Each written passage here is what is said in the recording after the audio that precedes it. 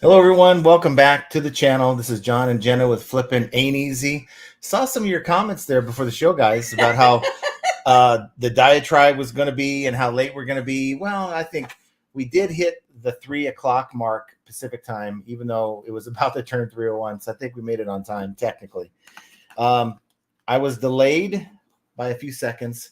I told her, like, literally 7 minutes before the show, I have a light coming and I know that it's going to be here today. Probably not before the show, but I looked out and the Amazon guy was here. He rang the doorbell. I ran out. I set it up right in time for the show. So hopefully we look a little bit better and not as dark. We were in a dark place on a lot of the previous live streams. So hopefully you guys can see that, see the difference. So today I wanted to talk about something. I came across an article on e-commerce bites, and a lot of the times I look at e-commerce bites, value-added resource, two great places to go and check just reseller news. And I realize a lot of you guys don't have time to look at some of these articles, so I do that kind of on your behalf. And then if I feel like there's anything that needs your attention, then I will bring it to you.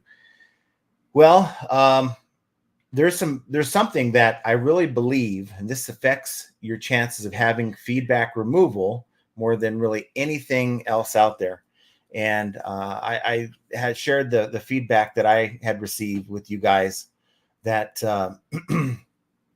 said canceled payment for item. This is that wicker shade, that lamp that I sold somebody. I was even proactive about giving their overage on the shipping back. Tried to communicate with them, nothing, right? So they get it and they open a negative feedback on me, and it says canceled payment for item. Item was delivered. What should I do with it? Right now, how many of you guys would agree that's probably not warranted negative feedback? Because I even contacted eBay and said, hey, you guys see there's no record of a cancellation here. No, they never reached out to me at all. They still haven't. And, I did what any reseller would have done in that situation. I would have shipped it out, right? And so I get hit with a negative. And they said they were going to look into it. Now, it has not been removed. This is after that whole thing with the thing we talked about with the human interaction in the removal process, in replacing the AI process. And after reading the article on e-commerce bites, it got me to thinking, you know what, that's probably what it was, because I've had a removal request from a while ago where we asked to have feedback removed. And they said, well, we don't just look at what's said in the feedback or in the messages. We do consider that, but we're also looking at the feedback score. It's the DSR, which is the detailed seller ratings. Now, you'll find this when you look at your feedback. It's called detailed seller ratings, and you'll have a 5-star category, or 5 stars for each category, under the category of accurate description, shipping speed, reasonable shipping cost, and communication. Okay. And if within that screen where the buyer leaves a negative feedback, if they leave you 1 star on any of those categories along with their feedback, no matter what they say, eBay is not going to remove your feedback because they're considering the score that they gave you on your DSR, your detailed seller ratings. And I think that's one thing that's been overlooked. Now, it used to be that was something that was really counted heavily against you. If you had a low DSR on your various categories, they say it's not counted against you so much. But if it's considered when the feedback removal process is in place, then I think that's certainly something to really be concerned about. The thing I'd like to see, and there's a number of things I'd like to see, but eBay doesn't do. I'm gonna try to keep it under the 10-minute diatribe, so Scott loses his bet, by the way. But I really would like to see some feedback from eBay. We do see, if you're looking at your feedback on the browser, you'll see the 4 different scores that you have. It's 5 shaded stars, and if you're fortunate enough to provide good service and have few customer complaints, you're going to see all those stars that are filled in gold, right? So that's the goal, is to do that. But I would like to see maybe a summary next to each feedback left, maybe a link that you can click next to every feedback, whether it's positive, neutral, or negative, that'll show the ratings that you received for that sale, right? I think that's feedback, showing me feedback, what I did over, 20,000 items sold isn't really all that helpful. I'd like to see what happened in this particular sale, what the buyer thought about each one of those things. And of course, if I see that I have 1 star, I can just kind of write it off as well. I'm not even going to bother because eBay is not going to remove it. They've told me that. I know that's the facts. So I just wanted to put that out there. You guys really need to strive to provide accurate descriptions with your listings. I think that's a given. Shipping speed, I think, is very, very important. Of course, once it's in the hands of the carrier, it's out of our control. But that's why I really believe that your handling time does really provide you a benefit. Buyers don't look at date ranges all the time, guys, just like they don't look at our item descriptions. So if you say 3 days handling, eBay is going to provide that within the window the buyer is going to get the item. But if that exceeds the buyer's expectation when they receive the item, regardless of what eBay's told them, they're going to consider it maybe slow shipping. Reasonable shipping cost, which is probably why you're going to get a better rating on that if you provide free shipping versus calculated. But again, everyone's got to make that decision. For me, large items, free shipping, just don't mix. And the last one's communication. Communication is very, very key. Being on top of things, being proactive with your buyers, and buyers certainly do notice that. Not all, but some buyers notice that and appreciate it. Now, I can share with you, for whatever reason, last 12 months, my accurate description and my reasonable shipping cost, where I think my accurate description was $492, reasonable shipping cost $483, in relation to my shipping speed and communication $511. So they're not very far off, but my strong points are shipping speed and communication. So I want to know what you guys think about that. And also, I really think that eBay would do well to take advice from, say, other sites like Mercari, where they give you badges, and yeah, it's not that big of a deal. But if you have a badge on your listing that says, when the buyer's looking at that list of items that they're considering after they search for whatever thing they're searching for, and they see fast shipper or great communication, that type of thing, rather than just keeping the top rated stamp that they do, I really think it would help buyers feel more comfortable about doing business with that particular seller. So, and I think in the article also goes on to mention that they're thinking that DSR, detailed seller ratings, are going to make a comeback and be counted more against you. I haven't seen anything that would lead me to believe that's the case, but there's always that thought that eBay's looking to make changes, punitive changes against the seller for some reason. So just keep that in mind. And comment down below or in the comments or in the chat with us today. And hopefully you guys, your sales are doing well. I can tell you that our sales are kind of just all over the place. Friday, we had $1,100 day, like $350 Saturday, $350 Sunday. Today, I think we got $123. So just spotty all over the place. So I want to know how you guys are doing with your sales. Of course, Moist is here, Mr. Bearded Picker. It's going to be a super moist show. And now we put out a all points bulletin because we were looking for Keith Prosser. Okay, actually, you know what? I'm getting you confused with someone else. I'm so used to seeing your logo, and it's usually Pitco. So, oh, I see. You're confusing me now. Okay, John and Jenna and FAE family. I guess what confused you with was No One Design. We haven't seen him. Anybody seen No One Design? Does anyone know if he's still alive? Yeah, if you're out there, get back here and chat. You're delinquent. You need to get back here. Harbor's Hope says, good afternoon. Thanks for being here, Ron. Nice to see you. Shopping with Cheryl's with us. Says good afternoon to all you fine resellers. Silver Hair was first after the first 5 people showed up. Pints and Profits, I think it's either Scott or it's Dennis, not sure who, but thanks for being here. Well, unless they've got 2 tabs open. I think Dennis is running the show underneath that tab, and then you got that might be Dennis who runs that show. Todd, I mean, not Todd, but Ron says, Todd, I've listed 20 items just waiting on you to get here. And I think I was right around the 10-minute mark. I'm not sure if you won or not, but Ron won, that's for sure. Pitco says, I've been back and forth with eBay over item not received, even though tracking states delivered, and eBay still wants me to refund. And, you know, if the date passes, and I got to turn this fan on because it's starting to get, this light is starting to really kill us with the heat. It's like staring into the sun. It's ridiculous. So the thing is, they filed an item not received case on you, and you've gone in. I don't know why eBay does this, but you go click on, you confirm the tracking number that they already have on file. I don't know why they make you go through that. But I guess it's their way of getting you to interact with the claim, to be aware that the claim is been filed against you, and clicking on that tells them that you've seen it. So then you just wait. At that point, you have to wait out the date that eBay gives you to resolve it by, that date. And usually it's like 48 hours after that is when you'll get an answer. Now, provided that there's a delivery scan, then you should win the case.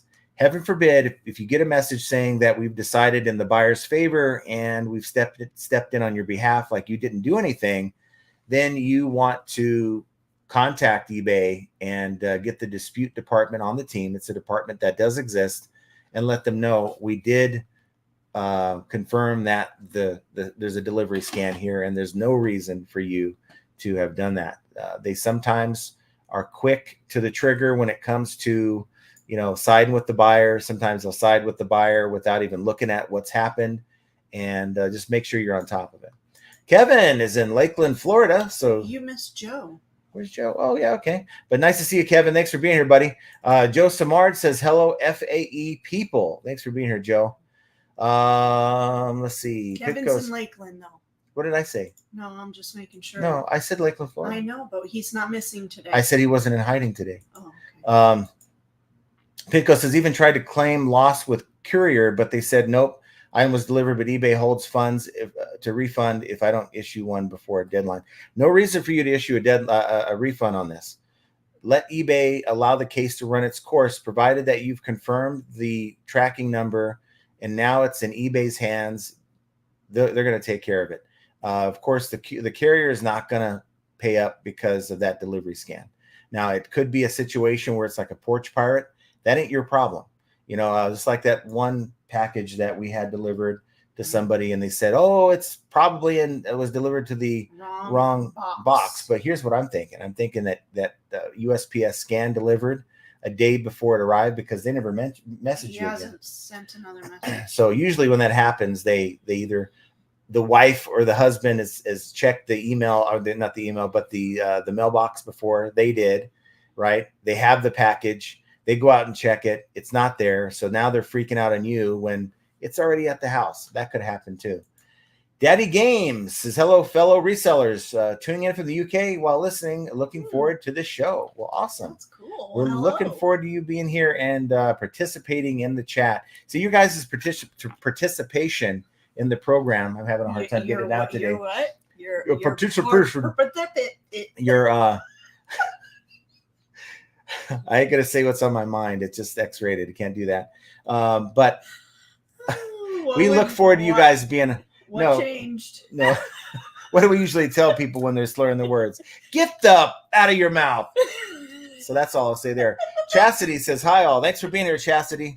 Nice seeing you. It's gonna be I'm just trying my best, guys. My back. I've been dealing with my back issue. I talked about it on Primo's show over the weekend. I was out on Saturday morning cleaning these damn vacuums. And of course, what happens? You get a dusty garage. I sneezed a couple times. And the second time I sneezed, I just felt this rib pop. I could feel it displaced in my back.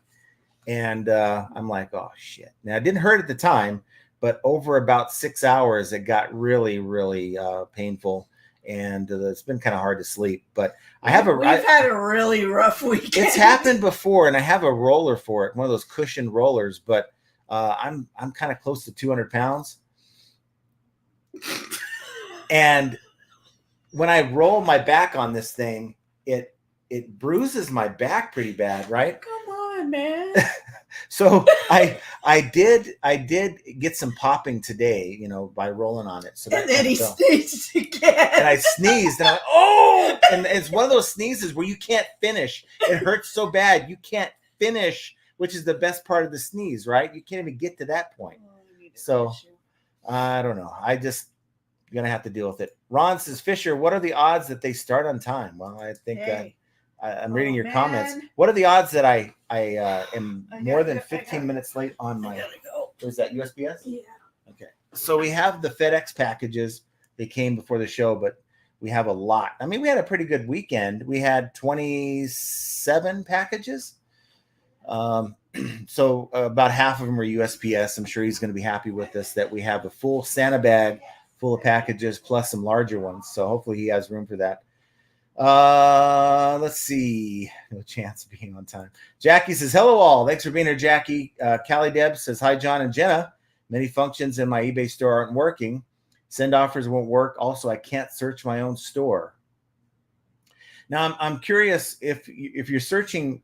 Now, you're searching within your own store, but what if you take a different browser you're not signed in, and you type in the URL to your actual eBay store and see if that comes up? Sometimes you can do a Google search for your store name or your username, and it should come up with your store link there. And also maybe have somebody that see if they can just take 5 minutes and search for a few of your items. Shopping with Cheryl says, G shows holding my breath waiting on you. And Chastity says it's a big difference. It doesn't look like we're in a cave anymore. I just felt like every time we have these lights in the corner on, which is just pathetic, but it's what we have or what we had. It just didn't feel very good. And then now we got this super bright light. I mean, we have it on 25% right now. That's how bright it is.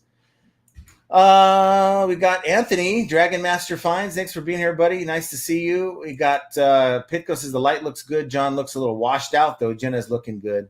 I'm always going to look washed out. We've kind of figured out that with this particular webcam, if I wear black or dark colors, it's just the way it's going to be. And I can't find my Raiders hat for the life of me. I don't know what happened to that, but we beat Baltimore, which wasn't supposed to happen. So I was There's a hat down there. It's probably the hat because it fell off. So that's probably where it is. Christopher Nutter's with us. Thanks for being here. Nice to see you. Devon says hello. Nice to see you, Devon. And Josh said he wasn't going to be here, but he's from Smithsfield, Ontario. Because he doesn't have any service. But he's supposed to take his son to baseball or something. Mike Sellers says, greetings, John, Jenna, and FAE family. Nice to see you, Mike. Where is that Ranger right there? Yeah. So, okay. A different photo. Mike Gertis says, good evening. Been raining all day, dealing with another flat tire. This will be our third one in 2 different vehicles in the past 3 months. Had about 3 in 30 years. Jeez. Well, they usually come in 3s. Mm-hmm. So there you go. You're done for the next 30 years, hopefully. S. Latina says, yes, to Cali Deb, send offer is grayed out, as is add item specifics. Can't do either. Others are reporting the same on the eBay tech board. Here's one that I'm trying to do. Okay, I am actually down to 2 orange toilet seats. Two orange ones. That's all we have? Orange. I know we have the other one. Oh, yeah. So piled up in my office. So I tried a little experiment. I took the orange ones and was selling them for $59.99 free shipping.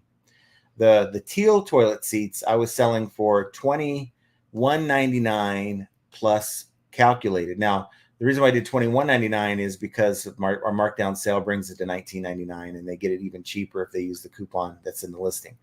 So the idea is I'm into the toilet seats for $6. At least I can, after fees, double my money, and at the same time get them the hell out of here, just to see which ones would move faster. And I think it's about a 50-50 split even then, with the free shipping makes us more money, because these toilet seats usually cost about $20-ish to ship, 14 pounds, usually by Ground Advantage, FedEx. FedEx. Okay, they're FedEx. And it's only unless you live in Puerto Rico do you get. Right. So my thought was, okay, I want to now move these teal, change the pricing to the teal so that I'm doing $59.99 free shipping on those. because the orange ones are almost sold out, but it's not allowing me to. It's locked. Everything's locked. It says, oh, you have, Because you have offers on them? that's what it says. But my offer history shows I haven't sent an offer on this in like over a week on this listing. I haven't, have no idea. So I'm going to give it a check in the next day or two. I don't want to end item sell similar on this one because it has previous sold history. Like a dozen seats have already sold, and maybe more than that, like 15 have already sold. And I want to be able to keep that sales history on the listing. But if it's not going to allow me after a while, I will just end item sell similar if I have to. The Freedom Top. Okay, there you go. Pitco likes the top. Thank you. Henri Squaw is on the lookout. He's on the lookout. Scott Garvin, good morning, sir and madam. Have a fantastic evening. Hi, chat. Hope sales are going cha-ching. Cha-ching. Yes, hit that like button, guys. We are the only channel that's licensed to accept credit for a sale. If you hit the like button, you're going to get a sale in the next 24 hours. Other channels may claim, they may try to put their spin on it, but they can never replicate the success of hitting the FAE like button. Just saying. You hear that, Primo? Is that who it was? I wasn't going to go name calling here. Oh, we were not calling anybody out. Devon says, I saw something on eBay that had 50% feedback rating.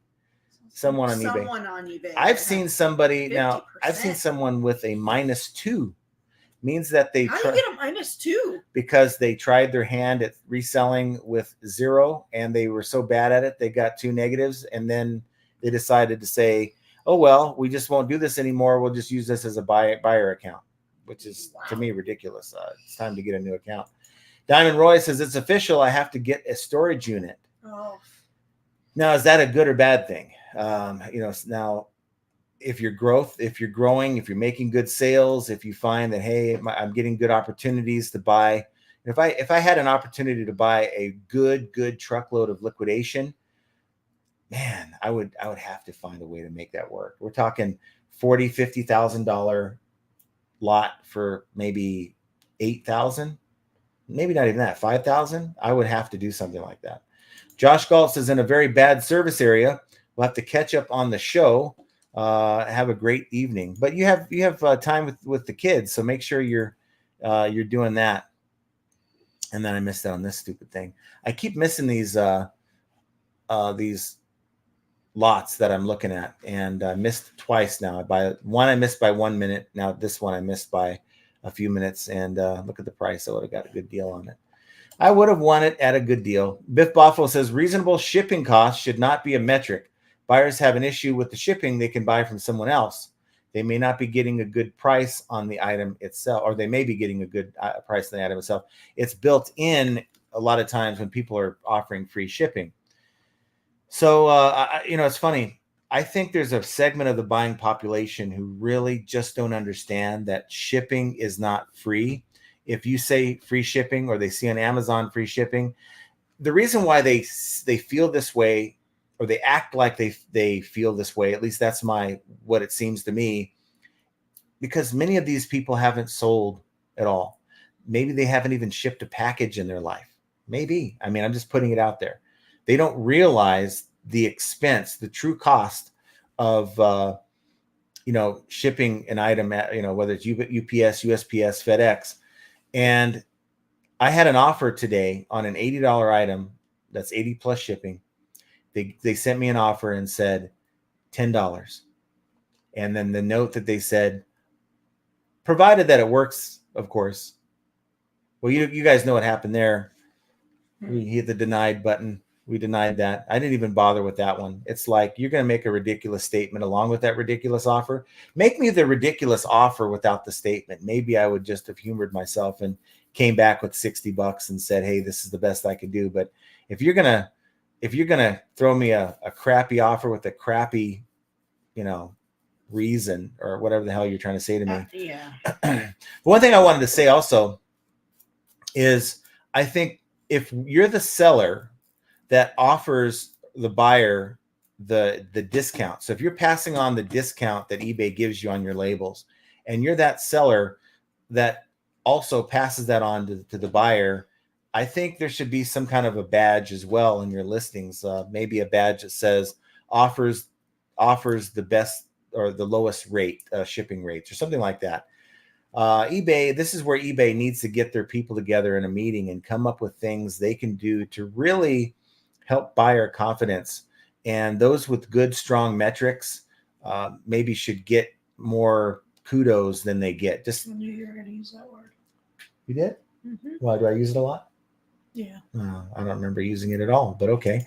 We have Freya says, good evening, everyone. Thanks for being Freya. here. Josh Avenando says, what's up, John and Jenna? When do you know it's time to go back to a 9-to-5? I'm a full-time bookseller, but I'm realizing that with not many sales that I might have to go back to a 9-to-5. Well, I think that's all personal. Yeah. Are you able to pay your bill? Like, is this something that you use to pay your bills? Are you just doing this to put money in the bank as, savings, or are you saving for something specific? That it's really all personal preference, because it's our full-time job, whereas it pays all of our bills. So if money isn't coming in, that's a problem. Yeah, and like for instance, when we had this problem 2 years ago, I didn't want to go driving. She didn't want to go driving. It was something that our son was doing. He was living with us, and he was doing, and he was making it work. So, like, you know what? Why don't we take a few hours a day and go and make $100-200 driving, doing Uber Eats? I know a couple people who do it, and it works out well for them.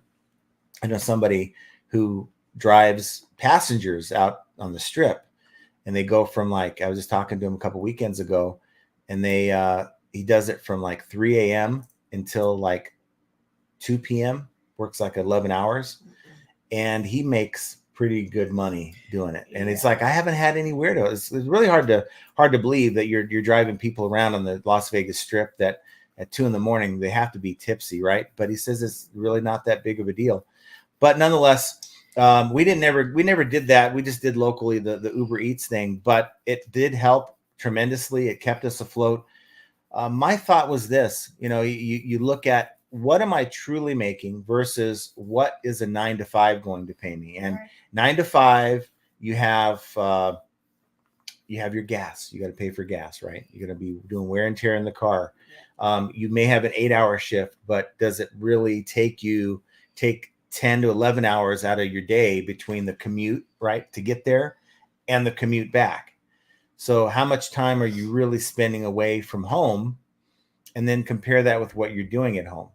If you're making, in my opinion, if you're making 60% of what you would make at a 9-to-5, and you could find a way to supplement that other 40% like we did, that might be the better option. Now, everyone's situation is different, but I got to tell you, reselling would have to get so bad for me to where we're like under 40% of what we need for me to go hit a 9-to-5. A couple of reasons. I've been so far removed from the workforce over 5 years now that I don't know, I could show them all the little awards that I've won at my last job and, show my resume. But being that I'm now over 50, there is a bias, believe it or not. People will tell you that's not a thing, but it is, where companies don't want to invest the training and the time to train someone who's 10, 15, under 20 years from retirement. And I just feel like that there's really not a market for someone like me. And maybe I'm underselling myself a little bit, but at the same time, I enjoy what we do. If you enjoy what you do, that's another factor. If you just do reselling because it's just a way that you don't have to do a 9-to-5 and you can really care less if you resell. If you ended up with money tomorrow, if someone deposited 100,000-200,000 in your account tomorrow, would you still have the urge to go to a yard sale and buy stuff to resell? Would that urge be there with you? And I can say on a smaller level, it would be there for me. Now, she doesn't care about it. Now, the difference between her and I, we're being real about it. You could care less about the whole reselling thing. It's just a means to an end. If we're being honest with each other and everyone, it's just a means to an end. I've been doing this it off and affords me on to buy things that I like. And we need to get that to stop, by the way. That's got to stop. That's just a little excessive. No, But there are much worse people. Major Win, thanks for being here. Flipping ain't easy, but watching this show is. Well, I'm glad it's easy. You know what? Doing the live stream really isn't easy, but it is easy when we have people like you. So thank you for being a part of the show. So look, we both play a role in the business that we run. We both have different outlooks on this. If money dropped into our account tomorrow, she would want nothing to do with reselling. She'd be like, we're good. We don't need to do this anymore. Let's move on. For me, I'm always going to have that urge to resell. And that's why even when I do get retirement at some point in my 60s, I'll be like Larry Todd, and I'll be buying stuff to resell on a much smaller scale, though. He's not Larry Todd anymore. He's a little. You can't get past that now. It's if he started showing his face on camera, people would be like, "Look, I don't know you. Put your hands back on the screen." It's just part of his identity. It's his identity now, right? I haven't never seen the guy. I mean, I don't know. Maybe there's a reason why he's showing his hand. Maybe there's a reason why he's showing his hands on the screen. He's sitting there cussing at me right now behind his monitor, but he's not showing anyone. So I bet he's a cute little grandpa. Freya that's what I picture. Good evening, everyone. Thanks for being here. Mike Gerda says IDD sales weekend for me as well, but it's all in supposed all, to be odd. Okay, odd. Odd sales weekend for me as well, but all in all, not bad. Josh says reselling is hard, but it's way harder than you don't have to have your spouse or family support. Been reselling for 3 years, full time, 1.5 years. So one thing I also wanted to touch on, you're talking about books, right? You're selling books. Now, is there a reason why you're selling books? Just books. Just books. Is it something that you enjoy? Is it that you don't, we don't know what we don't know, right? So maybe you're really well versed in books. You know a lot about books. You want to be able to pass on that experience and, fun finding the bolos and all that stuff. But this may be one of those cases where you keep the bookstore going and open another eBay account and then just find stuff that has value and regardless of what it is and sell it and see if that's something that's going to work for you. Chastity, eBay sales have been down. Poshmark has been surprisingly good for someone who doesn't sell clothing. Interesting. That's pretty cool though. We have a lot of clothes still. We have like a tub of clothes that they're not bad clothes at all. I just got to get to them. And I don't know when that's going to be, but I'm going to do it at some point. Might be a good whatnot thing to sell. Pitco, Sunday eBay was on fire. Today, crickets. Today's not good. Sunday wasn't good. I am getting 3 pallets. I'm getting a pallet on Wednesday, getting one on Thursday. And I think I'm going to have Archie help me out with that one. He's going to get some free merchandise because I ordered a pallet thinking it was 1 when it was actually 2. It's like, okay, when you're I feel like you do that all the time. I do that all the time, but I get a good deal on them. That's why. So even if I fill up the SUV and say, okay, take what's left, Archie, I'm still getting a good deal on the good stuff that's in that pallet. Big Dre says, hello, everyone. $300 yesterday, $100 today on my way to the post office. There you go. Now, it's all subjective, right? So that might be great. It looks like a little happy face. So it looks like you're happy with that. So awesome. Some people would be like, yeah, I've got to consider something else, right? So really just depends. If you're doing this to supplement an income or maybe you're doing a 9-to-5, it doesn't matter as much as if you're full-time. Got some rain for Devon up in Idaho, right?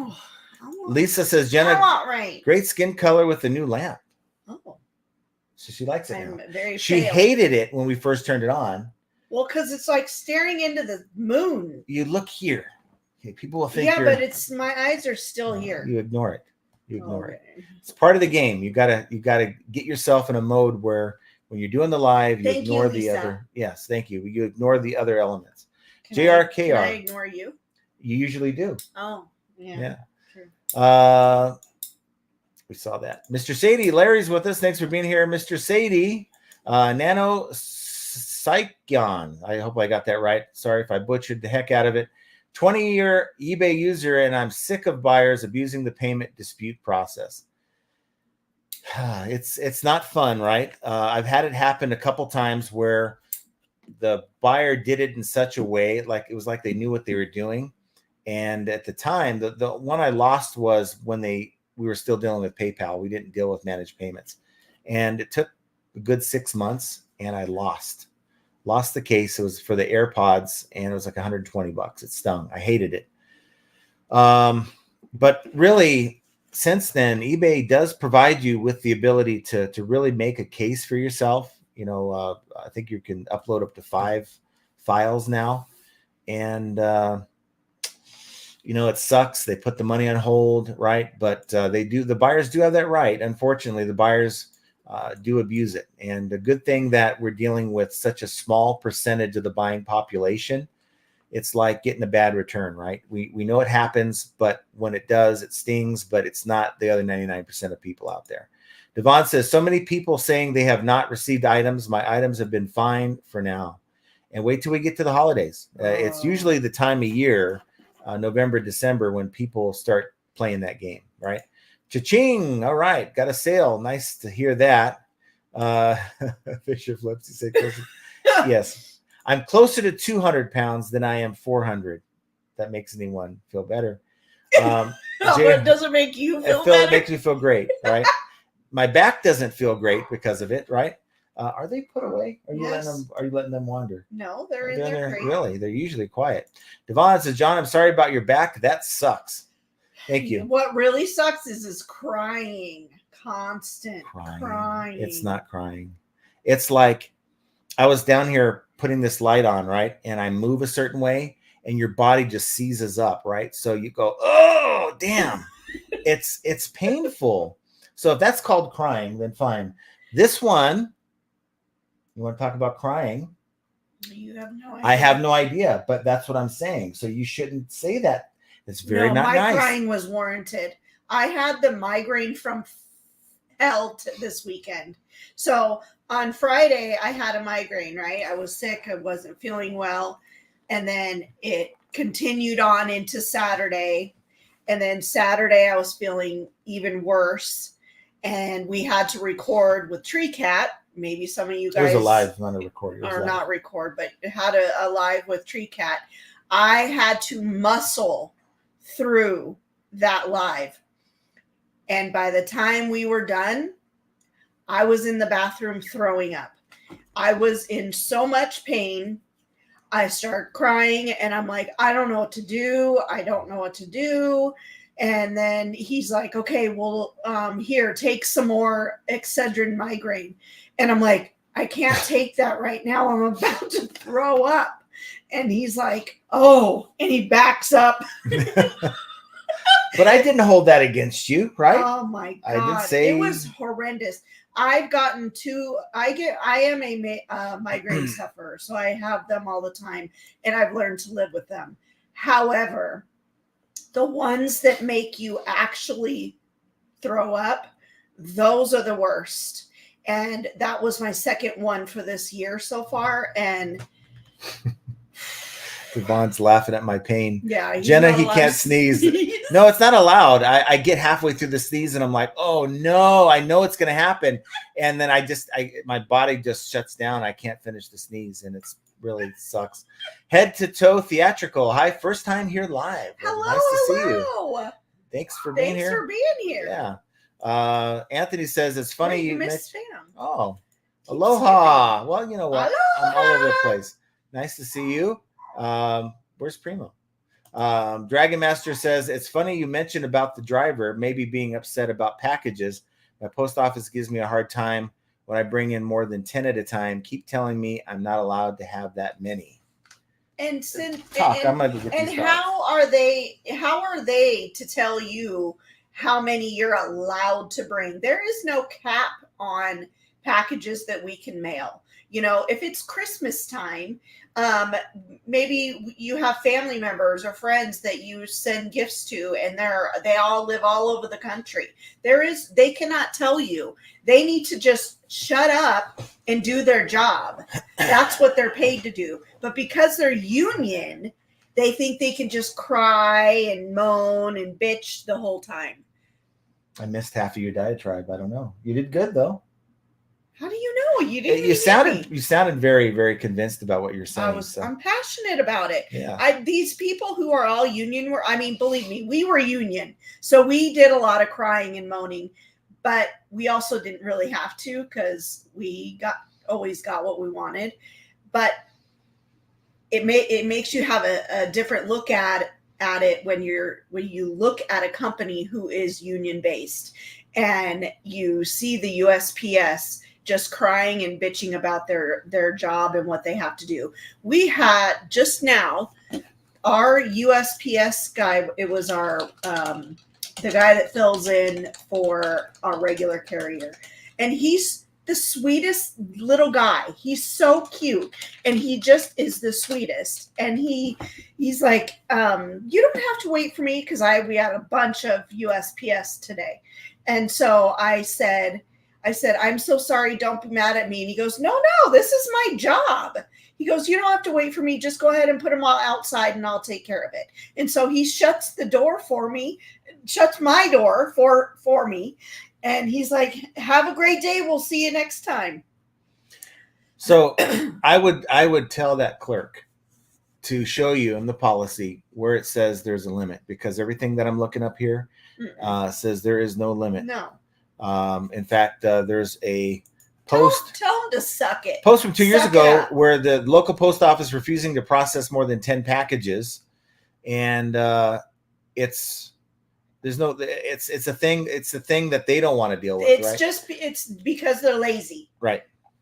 So I would ask them to show you that, and if they give you a hard time, it's time to start maybe writing to the Postmaster General in your area, because dealing with their supervisor, find out who they report to, because they are union and they can get away with a lot of things, right? Yeah. It's like being a rep on the phone.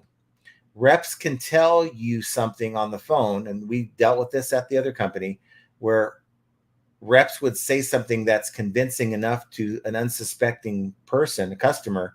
If it's believable, they'll hang up, right? So now they're off my line. Yeah, they may be pissed off later when they find out that they were given a quick, incomplete answer, but I won't be the one taking that call more than likely, right? So it's no skin off my ass. So that's the mentality that people have, unfortunately. Semper Fi says he's here in the house, 20% short of last month this time, but expect a few high sold comps to come through. Got a few overseas items despite local only. So we are sitting here at this is just weirdness. I'll show it to you guys. Our sales, and a lot of people are like, no, don't show your sales. Don't want to see it. I don't care. But maybe there's other people out there that are experiencing this kind of thing. I've got one sale today, but I wanted to show, if I can present this real fast. Wanted to show you guys what it looks like here. So we're dealing with I don't think you guys can see. Let me pull that down. Okay, I guess you can't see.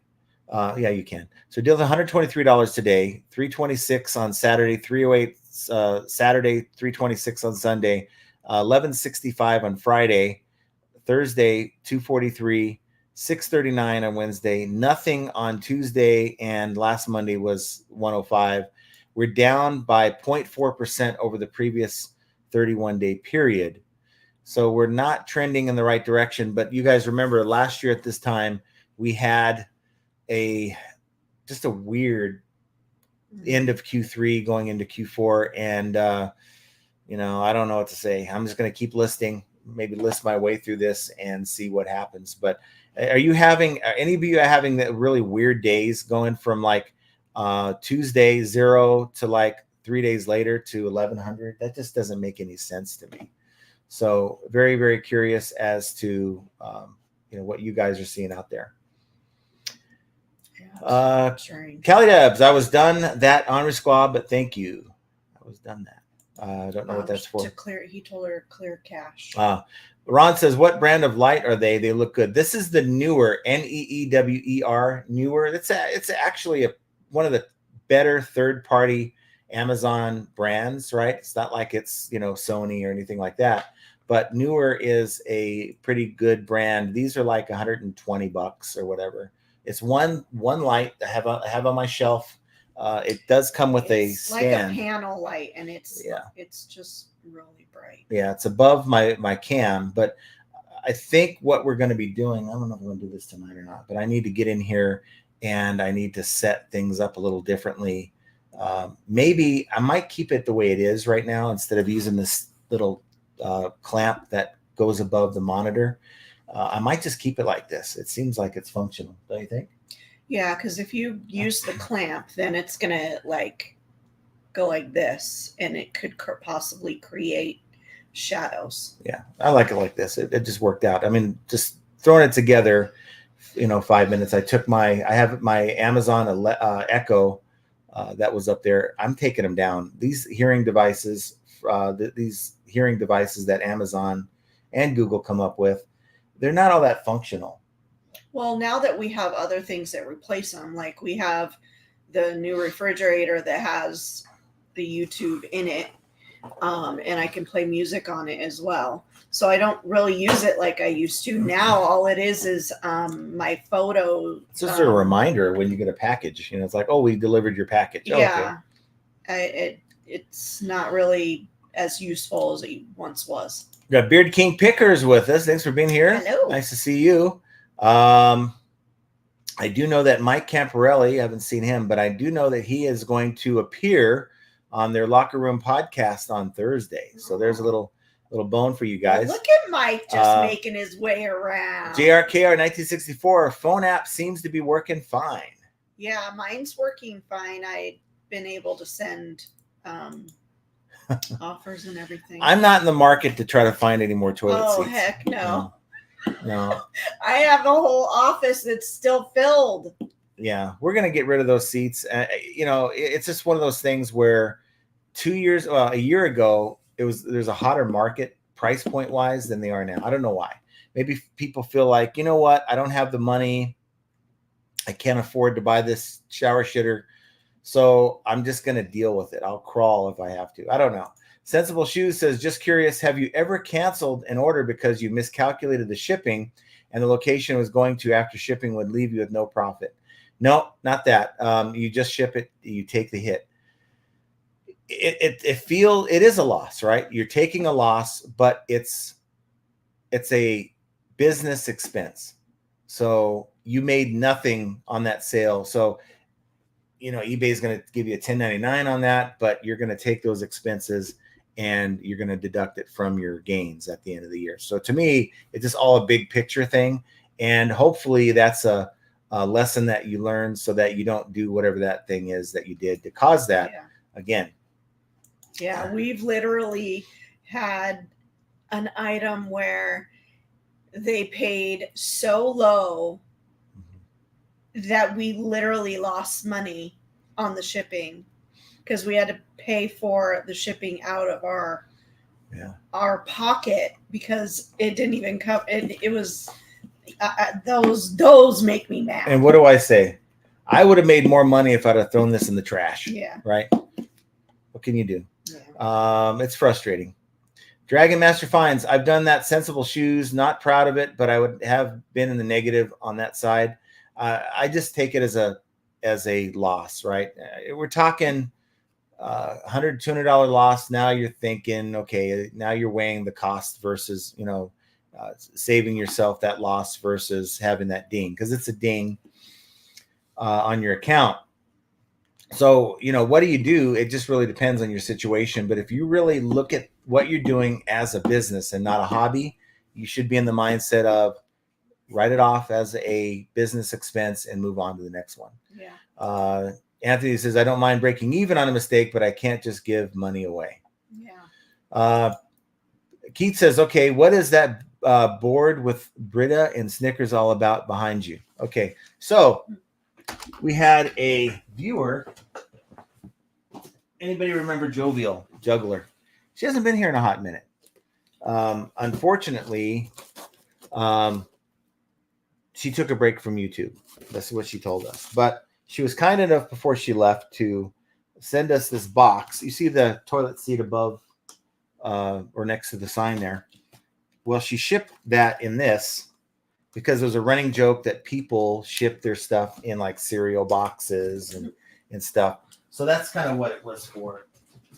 So we kept it there as a reminder of what you should not ship your stuff in. Even though the toilet seat came in good condition, it didn't get banged up or anything, but it would have been not funny, but kind of just odd funny that she would have sent that and the thing would have came in like 2 pieces if it would have broke. Yeah, that would have been terrible. They've been like, okay, guys. And she meant well by shipping it that way. It worked out that she did ship it that way, but it kind of adds to the humor of the way she shipped it. Anthony says, I left a like and a sale 2 minutes later. Yeah, it works. I'm telling you, we put out good vibes for you, right? Now, for those of you, and there are going to be some of you, I don't know if you're watching the live right now or watching after the fact. Yeah, you're going to hit that thumbs down button, that what is it called? The dislike button, whatever the hell it is. Yeah. I don't use it, so I don't know what the hell it's really called. Dislike. Yeah. And you're going to get a return in the next 7 days, and it's going to be a nasty buyer. I'm just putting it out there. So don't even bother even hitting the like or the dislike. Just move on to the next video. Don't even watch the video if you hate me that bad. Larry Todd says, hit the like on my channel to get a return. Yes. Likety like. Yes. Likety like. Major Win says, hey, John and Jenna, thanks for being here. Major Win. JRKR says, hi, Doug. Yeah. ACDC for life. I block idiots, stupid lowball offers, or return the favor and send them the same if they have items listed. Yeah. Why would you? I block. Why would you, as a buyer, if you're going to just do things like send lowball offers, use your seller's account to do it? I don't know. I just think you're setting yourself up to deal with people, because there's people that'll get kind of nasty back, right? That'll, you do them wrong, they'll do you. That's why eBay got rid of the system. That's why eBay got rid of the feedback being left for buyers, right? Because sellers, after receiving a negative, they used to get really nasty and they would say some uncalled for things. And this my block list is getting extensive for this reason. Yeah. Midwest Pickers with us. Thanks for being here. I just sold my first item of the day. Nice. We're both 1 for 1. I listed a Sony receiver, stereo receiver that had a dent in the top, right? So last night I cracked open the case. It was really weird because when I was turning the thing on, it was like going crazy. It was going in the power and nothing was happening. Just the green light was flickering on and off. I'm like, what the hell? So I'm like, well, I'll open up the case. I'll see if I can straighten out. It's just sheet metal that's on the top of these stereo receivers. So took it and I did the best I could to kind of make it look flush, but it's still not perfect. And I got in there and I'm looking at it, and I found out how to reset these receivers. On this particular one, when you plug it in, you just hold it in for the power in for 5 seconds, and then it'll say cleared on the front, and it didn't act up again. So everything seemed to work fine, and I listed it this morning, and it sold a few hours later. Tells me I listed it for too cheap. Why? What are you laughing at? No. Comment? I'm sure it is usually a comment. Ping G says, happy Monday to you, John and Jenna and the chat. Hi, nice to see you, Ping. Thanks for being here. And, really, I mean this. Thank you to those who have been consistent to be here. We do this on Mondays and Fridays at 3 p.m. I mean, there's times we can't. We do our best to be consistent and plan our day around this. And thank you guys for you showing up, because this live would already be over with if it wasn't for you. Seriously. I mean, it's just the fact that you guys think enough of us to participate in this 1 to 2 hour live stream. I just, it means a whole lot to me. Let me just put it that way. We got Basket Noodles with us. Thanks for being here. Nice to see you. Basket Noodle. I sell because I have a heap load of crap to still get rid of. Yeah, you have a lot of stuff to get rid of, but I'm sure you wouldn't be watching these videos. You wouldn't be on Primo's live stream. You wouldn't be on this live stream if there wasn't some level of enjoyment to it. I promise you that. Midwest Picker, I enjoy doing it. Scott Garvin, you can undersell yourself, mate. Jenna is your prize. Yes. Oh, thank you, Scott. I've always said that she definitely is. You know, if you watch the video or the live stream that TreeCat put out, I spoke of something that I've never really spoken to before. I'll tease it and leave it there if you guys want to go check out TreeCat's live on Saturday. But she has kind of lit a fire under my ass. I'll just put it that way. After we got together, and it took me from, I was that employee that was content. I would work the 9 to 5. I would work the 6 p.m. to 2:30 shift. And I was cool with it. It was really laid back, kickback, the hours, the shift that I worked. And I was content, right? I didn't have any need to try to do anything better for myself. I met her and it's like, yeah, I can do this. I can do better. And I involved myself in things like I got involved in the union, ran for union office, won a position. Okay, cool. Okay, I can go for a supervisor, became supervisor. And then why stop there? They put my 2 months after I became a new supervisor, they put my position up to run that entire department. And I ended up getting that department, right? And pissing a lot of people off because, like, who's he to come in as a supervisor? But it just gave me the fire to really go after it. This was supposed to be a tease for them to go watch that. No, but I was a little bit more eloquent with what I was saying there. I think it was a little bit more touching the way I said it. So you guys want to check it out, go check it out on TreeCat's channel. By the way, if you guys are looking for ways to get your items maybe more exposure, and if you're not cross-listing, what are you waiting for? I don't care if you're going to go to like Bonanza and like add your stuff there, which I haven't gotten a sale in 6 months. But you know, if you're selling a lot of different like clothing, accessories, you know, household goods, Poshmark is a great place. Mercari is an excellent place for like everything else. And if you're not doing that, you're really leaving money on the table as far as I'm concerned. It's going to add at least 5 to 15 to 20% more to your bottom line, I think, if you are to do that. And TreeCat has a tool that you can use where they delist whenever you get a sale. So if you're worried, like, I don't want to sell one item on eBay and on Mercari at the same time, and then I have to unravel that mess, well, their software does it all for you. So check them out with the link in the chat or in the link in the description down below. Midwest Picker says, thank you, Chastity. I hope you're doing well today. Major Wins with us as well. We already know that. I think most people would say that about most forms of work. We work because work is required. And I think we're all kind of wired to work, right? Our generation is. Yeah. But Gen Z is not so much, right? They're really not. John Gaynor says, hi, Jenna and John. One of the biggest problems with being a reseller is no healthcare. Also, thanks to the podcast on Saturday's great show over the weekend. Yeah, that podcast, if you're not watching the Profit Playbook podcast, you're missing out on a lot of really deep discussion. And we're talking about things that most shows or podcasts don't even want to tackle. And this one was talking about the things that, you know, you're not really supposed to sell. Maybe it's just really a controversial topic. And if you like controversy, certainly go check it out. It was a really good show. But thank you for watching that, John. Thanks for the plug. I appreciate that. Basket Noodle says, Jenna, won the lottery. Want my home back. Burn pile, not death pile. Major Wins is every time I hear Larry Todd, I think of Mary Todd Lincoln. There might be a relation there. I don't know. Maybe they're related. JRKR says, I do it because I love it and for the money, right? There's many things we could be doing for the money, for the sake of the money.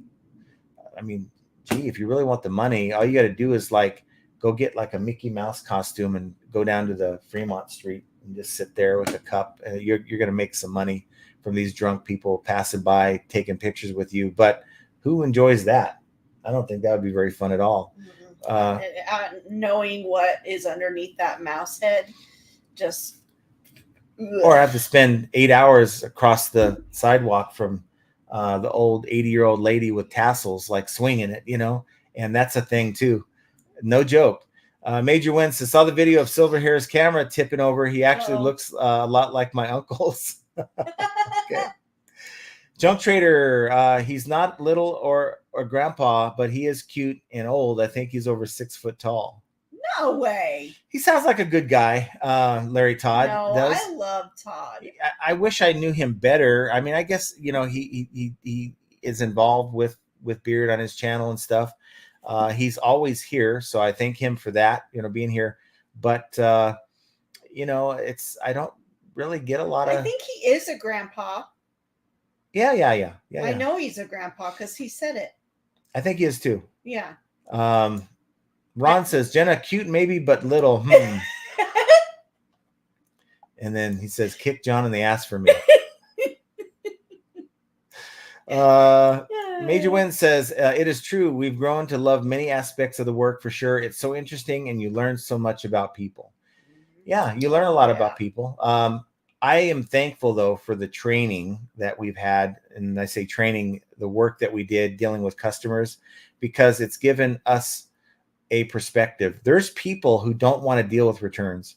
Well, we all know, none of us want to deal with returns, but there's people who will allow returns, for instance, to drive them away from reselling. There's people who, after receiving a message from someone, they're like, I don't know what to say. I don't know how to deal with this. And it totally frustrates the hell out of them. And I just don't know what kind of reseller I would be without having the kind of experience that I've had. Because guess what? To argue with someone over 75 cents on a train ticket.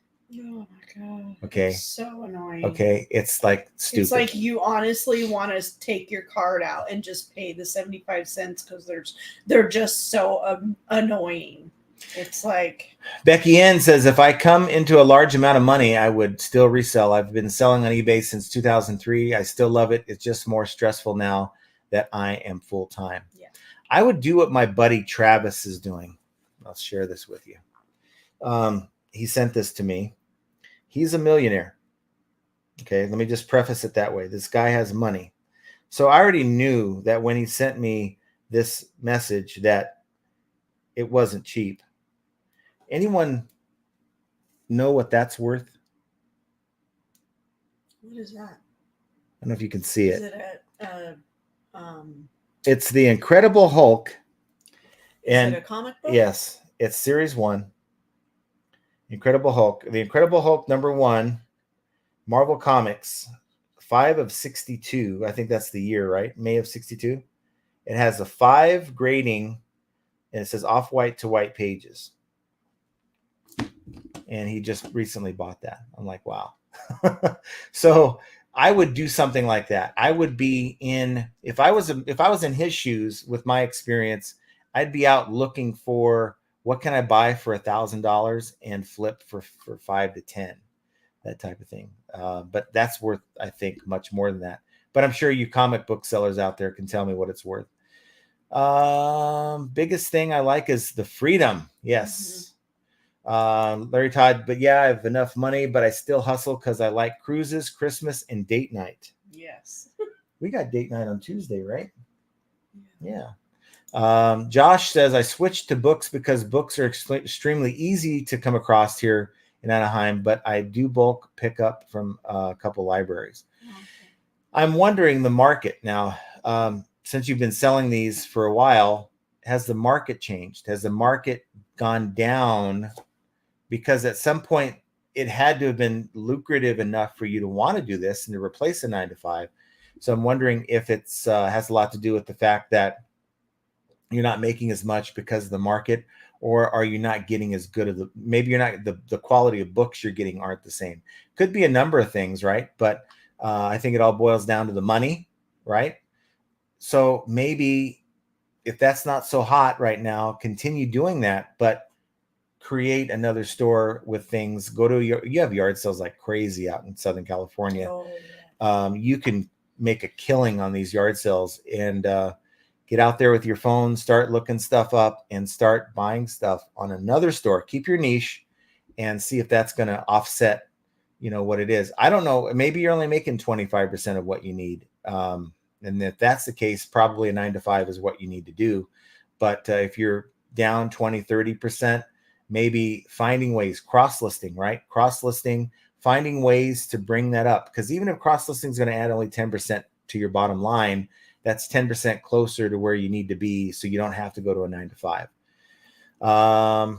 Christopher says, a friend of mine has been reselling on eBay since eBay started and stopped at age 83. Wow. There's a stop. There's an end point at some point. To me, the perfect... Much earlier than 83. Much earlier than 83. To me, the perfect reselling business on eBay is one where you don't have to ship a thing, is one where you don't have to handle the merchandise. You simply have a relationship with a supplier who, even better if it's the manufacturer, right? Because maybe that supplier goes out of business and they have the relationship with the manufacturer. Now you're kind of in a world of hurt. If you have a relationship with the manufacturer and they're willing to drop ship for you, meaning that they sell you this trinket for $20, you sell it on eBay for 30 after fees, and a 30 plus shipping, that is. After fees, you send the supplier the labels and all that, and then they send all the items for you. To me, that is perfect because it only requires a few hours a day, if that, to work the business. And at 80 years old, that's doable, right? But right now, I'm dealing with back issues lifting these heavy things. I'm not doing nothing at 83. I'll be lucky if I get to 83. I'm hoping my kids are in a spot where I can just go in and take some of my retirement. We can just rent a room. Just rent a room, hang out with the grandkids, and just be done with it. But they'll be moved out by then, right? The grandkids will be gone. They're old. I mean, well, it is Gen Z, so they it could be 30 is the new 18. Because to me, God. Gen X, when I turned 18, I was never. Tommy's like, you're 18. Bye. When I was 18, the day I turned 18, I'm like, see ya. I'm out of here, right? Yeah. So major wins is between our phones, iPhones, computer screens, and camera lights. We're going to have a wave of vision issues with the next generation. Seriously. I'm surprised my vision's not shot. Mine is terrible. But I went to the eye doctor, was about a month ago, and he's like, yeah, I'm going to back down your contact prescription. Who does that? Because your vision's getting a little bit better. Yeah, I think his vision needs to be checked. No, he's a good eye doctor. SCG Collectibles says, hey, John and Jenna, long time no see. Enjoyed the show Saturday. I know. They joined us with TreeCat on Saturday. Well, we had two shows on Saturday. We had the PPP and we had the TreeCat show. No, we didn't. Well, you did. I'm like Ricky Henderson. Are you more than one I'm like person? Ricky Henderson. I speak in the third person sometimes. I don't know who Ricky Henderson is. Remember when Ricky stole 120 bases in a year and he said, Ricky be the greatest? Talking about himself. I don't know that person. JRKR says, basket in many ways, it's a choice you make. I don't work 80 hours a week and can take days off anytime. Mm-hmm. There's been times I've worked 80 hours a week, but to be honest with you, she's like 2 hours, 2 hours before I actually ended for the night. She's coming in saying, hey, why don't you stop for the night? And I'm like, no. I'm going to roll here. I'm doing my thing. I'll be in a couple hours. And is that right? But there are nights where I'm like, okay, you have until 11 o'clock. You have to shut it down because he will literally go and go and go and go and go. So I know what happened here, Anthony. You got a return request. You accidentally hit the dislike button. Oh, no. It happened. I don't know what happened, but yeah, just uncheck that dislike button. For sure. Oh, Josh, you don't have to do that, man. I thank you, but I feel bad and I feel glad that you did that. But I feel bad because I know you're struggling right now. But thank you for sending that over. Thank you both. I enjoy your lives and I hope to keep reselling so I can continue watching you. Find something that's readily available that you enjoy. That's you're in Anaheim. I mean, you have a lot of things at your fingertips. I would really hate to see you have to go back to a 9 to 5. I would say do more research around your area to find something else to make another store, to supplement what's going on with the books. Because I really think that you could really have something good. Yeah, and what I was going to say is, you may not have. Hopefully, you have a reseller friend that's in the area, right? If not, it's just time to like say, look, I'm going to do yard And sales. we're the first. This is the first super on a live stream. Oh, that's so awesome. Cool. No, thank you. I really appreciate you, that. It means more to me than I can convey in words. Thank you so much for the thought of that. Well, what means more is you even asking our opinion. I mean, sure, it's nice to be able to see the super chats and everything, but for you to be here and to ask a question that is about your livelihood, it just kind of. So take a piece of paper and write down the pros of reselling and the pros of doing a 9-to-5, right? And I would say, if there's some people who are more wired to just to work for someone. I'll just put it that way. They get more done when they are given direction constantly. And there's people that are like, I don't need you on my, breathing down my neck. I got this, right? And they do a good job with it. So be honest with yourself. Are you that person that, you can, or you're self-driven, right? The issue isn't the fact that you're not motivated. The issue is maybe what you're selling or what you're getting to resell. Maybe it's the quality of books you're getting and it's just not there where it used to be, or the sales aren't where they used to be. Figure out your why. We talk about this all the time. Why do you resell? What are the benefits of reselling versus a 9-to-5? And do the benefits outweigh the negatives? So for me, it's the freedom. I don't have to beg for a day off. I don't have to commute. I don't have to deal with all that stuff. And if a game comes on I want to watch, I can stop what I'm doing and watch it, or work while I'm doing it, right? Things that you can't do at a 9-to-5. There ain't no way I was able to watch a damn baseball game while I'm taking phone calls at Amtrak. We tried, though. We did bring in TVs. There's things that go on in those call centers that you are not aware of that happen. Trust me. We did everything. I won $300 in a poker game between taking calls at a late night shift at a call center. No joke. The guy paid up too. But and we brought in a deck of cards and we were using paper clips for chips. It was quite interesting. But no, really, is this something that you really enjoy doing?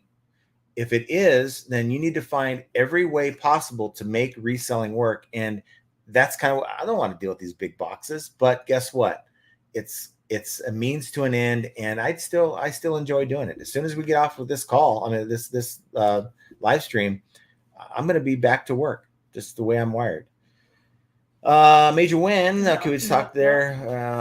Let's see. Here it is. GRKR. Basket in many ways is a choice you make.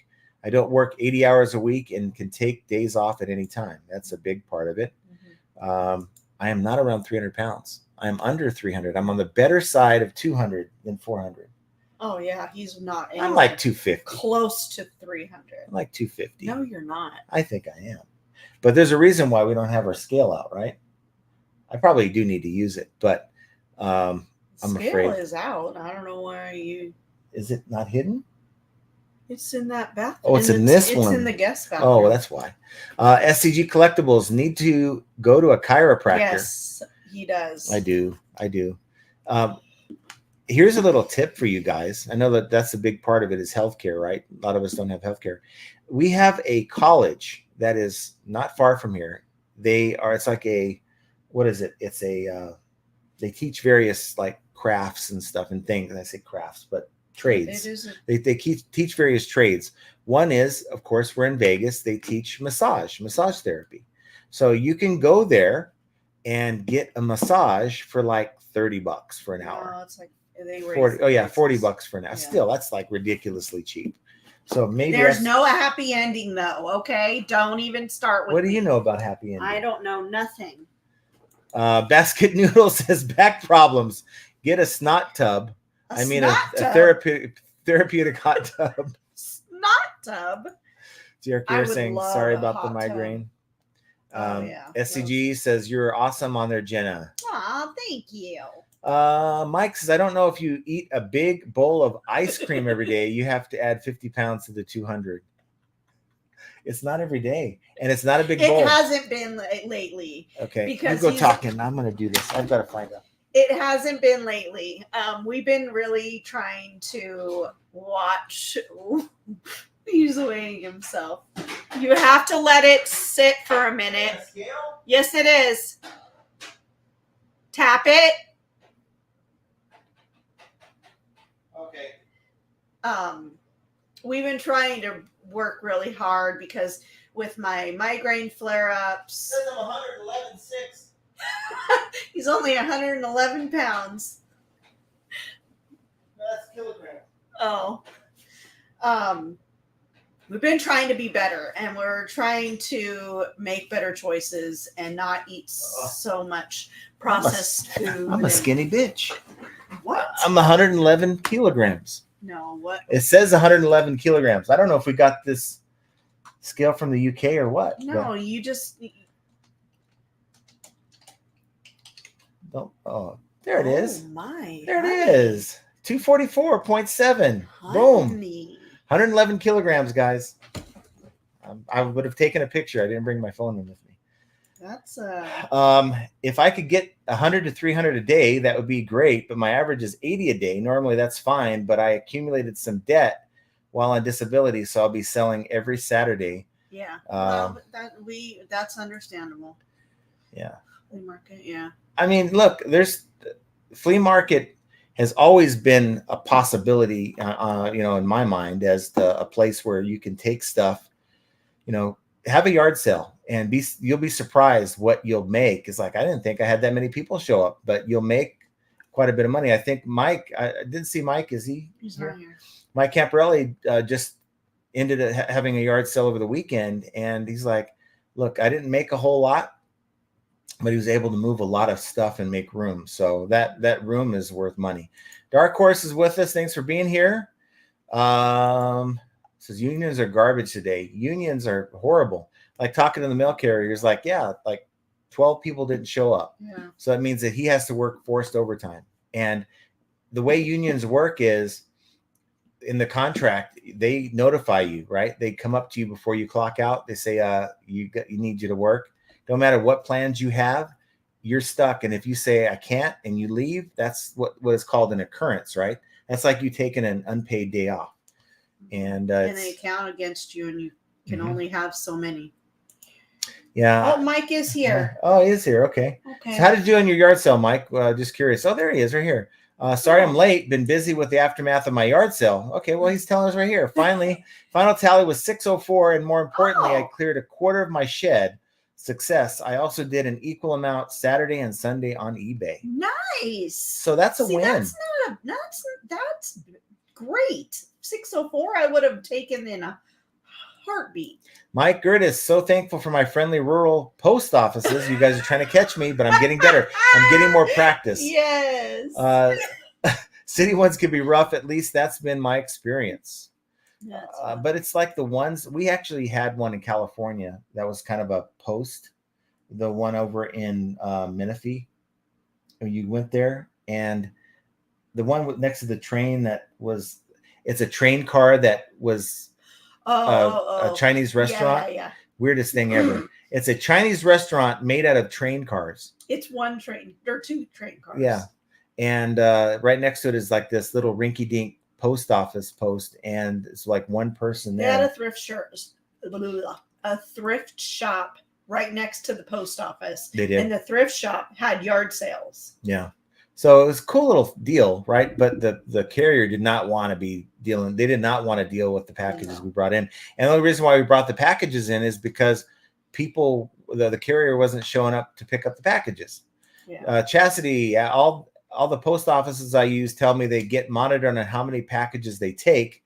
They don't take enough, they chance getting shut down or finding or something like that. So why would they not want to take the packages? And I think it wasn't her that said that. No. But what I'm saying is, to Anthony's comment, Anthony said that he's getting flack from his person there saying that you can't take more than 10.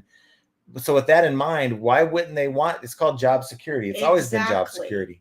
So why wouldn't you want job security knowing that you can get the axe, right? And if you're in a rural area or in a, I hate saying that damn word, you know that, look, if I lose this job, I've got to probably move to a, relocate or find Out of another the job. rural area. Rural area. Yes. Wait, what was the other word that we were supposed to use? I don't know. For you. I don't know. I don't want to hear it.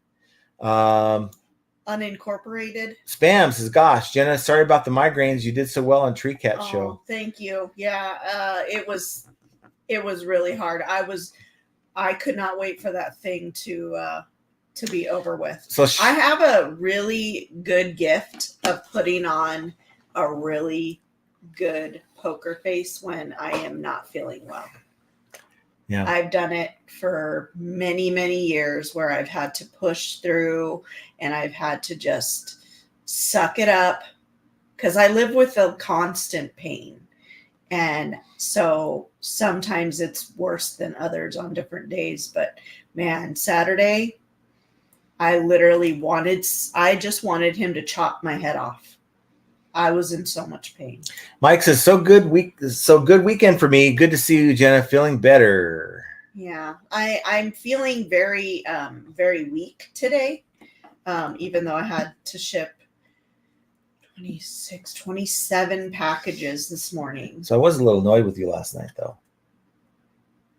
So she comes in and says, I'm not feeling so good. I said, why don't you just, okay, it's 8:00 p.m. Go to bed, right?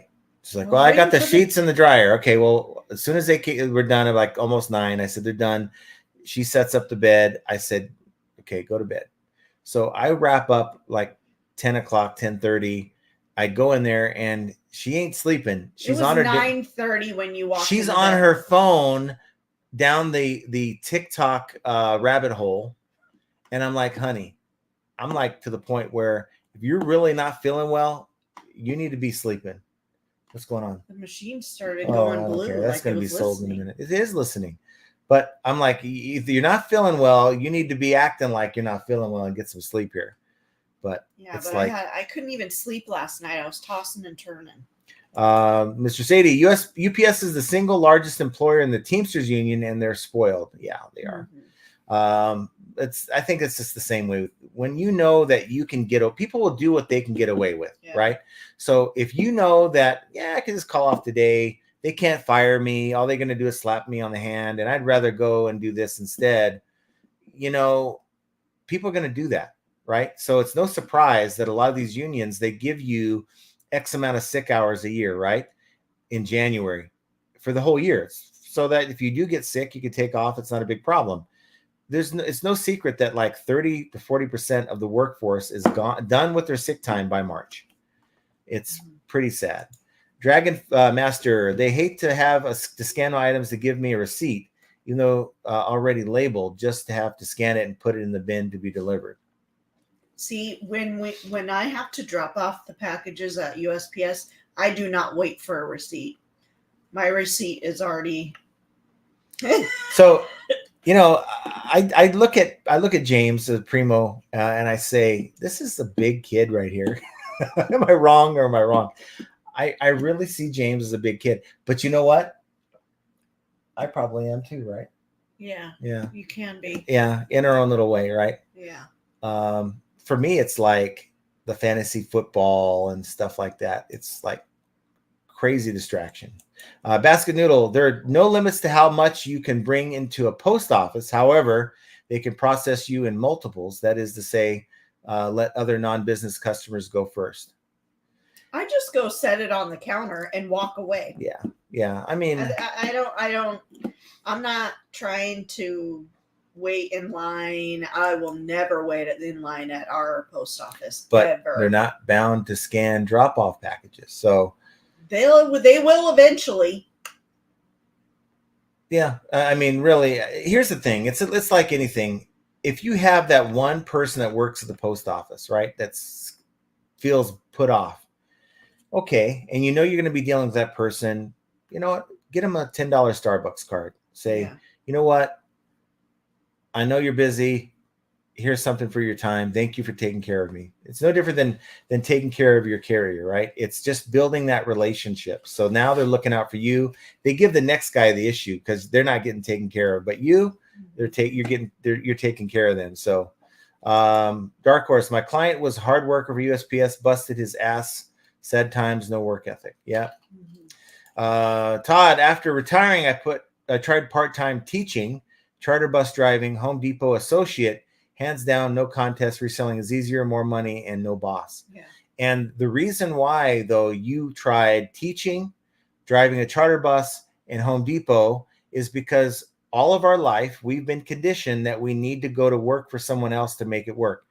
As I think I told you a few weeks back, our neighbors came over and they're like, we know that you're doing something here, but you resell you don't have to go and work at all. You can pay all your bills. They were like, the look on their face was like, they were. I mean, we've told them before what we do, but I don't think it registered.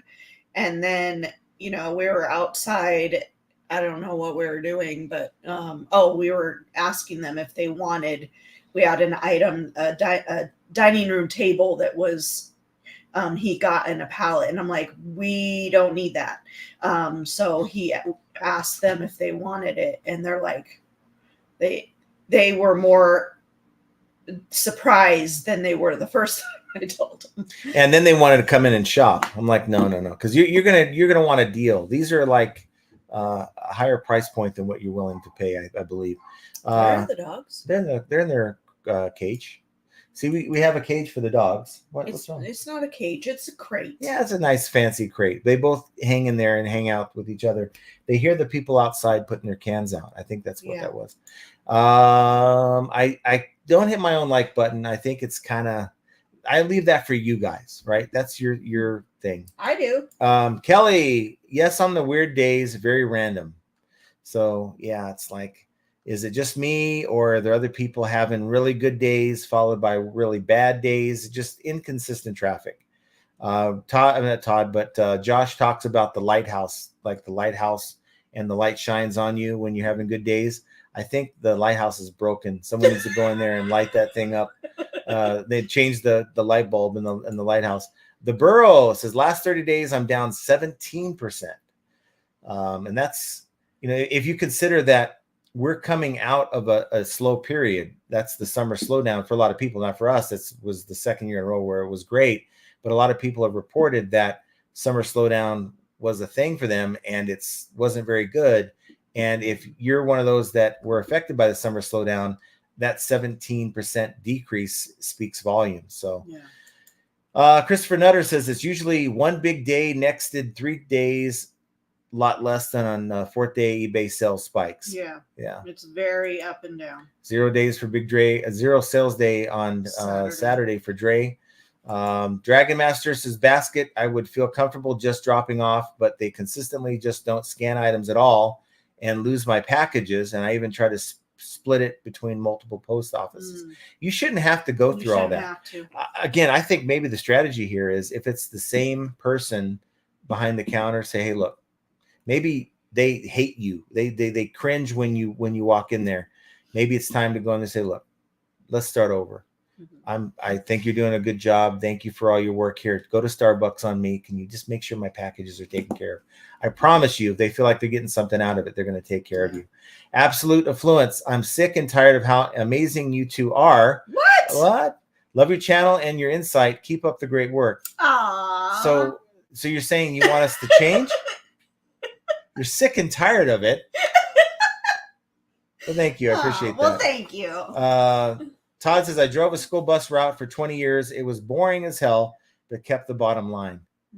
That would be not boring. I'd be like, you ever watch, No, what is it? I could just picture you as a bus driver. Ever watch Billy Madison with Chris Farley? No yelling on the bus. I could vision Todd doing John, because he gets freaked out if the grandkids are like making noise in the back seat. Basket Noodle, when your refrigerator plays music, you're an advanced income bracket. No, we got it on No, sale. we just went to a place that was going out of business. On a really good deal. They still I know. they My mom said this morning, because I was talking to my mom on the phone this morning, and I was showing her the new fridge, and she's like, "Dang, that's fancy. It's kind of like Elon Musk-ish." And I'm like, "What?" they're now up to 50. They're up to 50 to 70% off. And they do got, if you're in the Nevada or Arizona area, it's called Cons, and they have like a bunch of refrigerators in stock. They're taking 50 to 70% off. I think you can even buy online too. I don't know if you want to ship it from where you're at, but they have a lot of stuff still left. I even bought a new dining room set because it was on such a good deal. And we kind of needed one. We've had the same one since we got together, and it's horrible. Well, no, the one that we had was we put out. Yeah. That's the one? Okay. Yeah. We've had that since Ginger Street. Yeah, that was it's like this like really heavy stone. It's marble and yeah. It's I don't know what we were thinking. Mike says, I'm up 50% this month, but that will drop when we leave for vacation. End month for 6 days. I'm getting very little sales, most days filled with a bunch of late evening to early morning hours. Yeah, it does seem that even if you have things scheduled out, there's something about eBay. They know you're not there, and you're just not going to get the same level of traffic. Keith says, one thing I noticed, if you list with the app, the condition box don't show and that don't get filled in, but you have to do it on the PC because it really helps with sales if it's filled in. Yeah.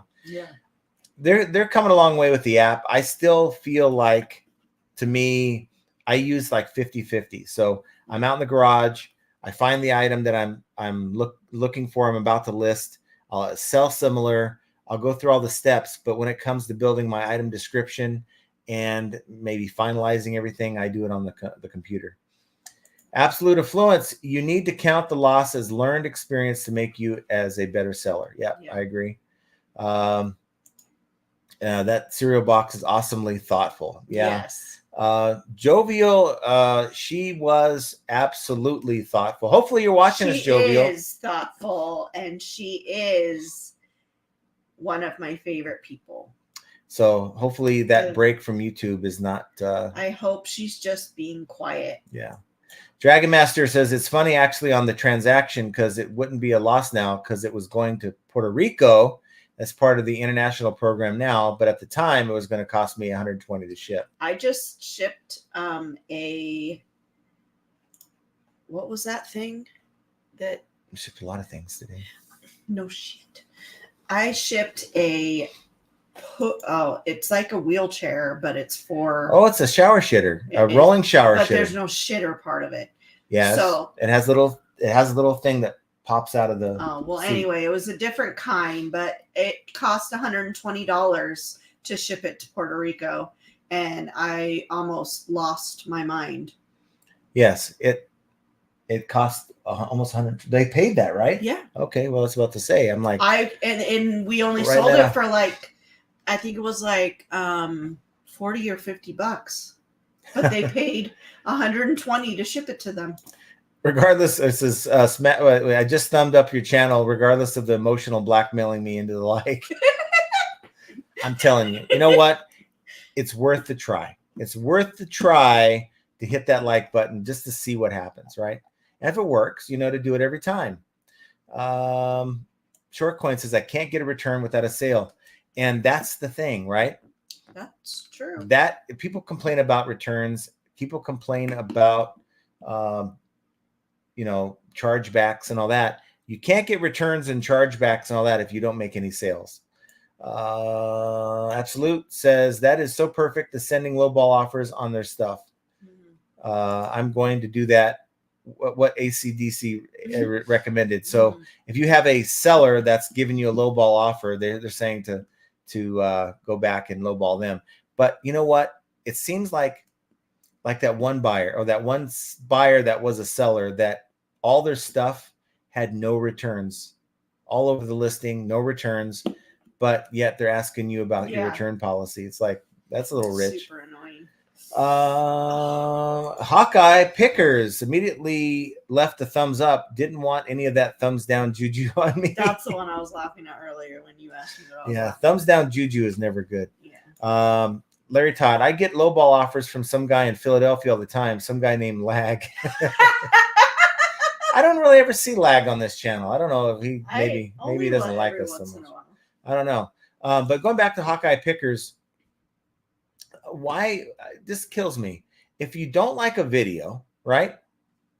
Block their channel for one, so you don't see them in your feed anymore, and just move on. Why do you got to leave a negative or any negative connotation for that person? I mean, I don't know. I don't think that's not. It happens. Not. I'm not saying Hawkeye's doing it. I'm saying people in general. People in general, like because it's almost like clockwork. I can put out a video or this live after we're done. I'll get immediately 3 to 4 thumbs down on the video. People are just haters. Mike Gertis says block buyer criteria for me: waste your time. Number 2, don't respect your lowest offer. 3, return stuff with bogus reasons. 4, buy from them and they suck as a seller.